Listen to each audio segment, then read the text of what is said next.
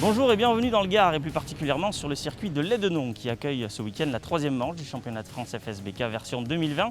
Le samedi, vous le savez, c'est synonyme de qualification. Le résumé de cette journée et les résultats, c'est tout de suite. Et on commence par la catégorie des jeunes loups de la Super Sport 300 et de la Prémoto 3. Des qualifications très serrées puisque les trois premiers pilotes se tiennent en seulement 67 millièmes de seconde. C'est finalement Grégory Carbonel qui s'élancera en pôle devant Élie Rousselot, le pilote de la numéro 17, et Leandro Quintensens qui termine cette première ligne.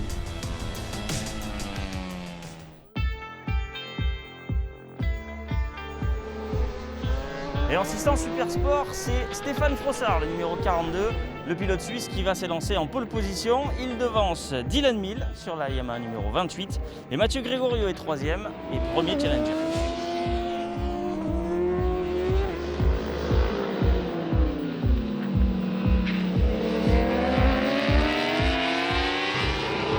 Et en catégorie Superbike, c'est Kenny Forêt sur sa BMW numéro 78 qui, dans les toutes dernières secondes, réussit la pole position avec un temps de 1:22.234.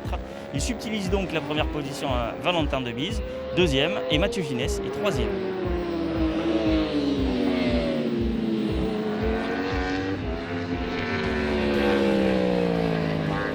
Et cinquième temps Stratch, c'est Nicolas Escudier sur la Yamaha numéro 67 qui termine donc premier challenger.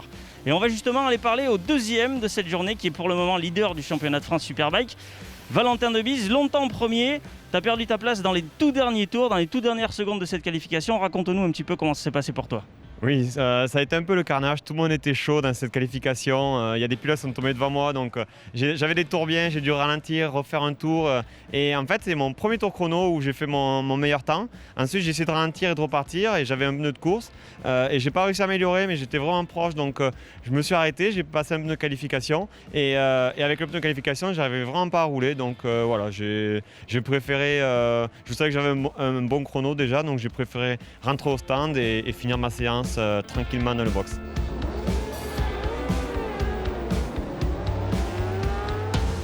Un petit peu trop pressé de partir, l'équipage Peugeot va malheureusement être sanctionné à la fin de la course et terminera donc 5e au scratch alors qu'il termine 3e de la course. Ils sont devancés par Delannoy et Bidot qui signent encore une victoire cette saison devant l'église Farnier qui font une superbe remontée.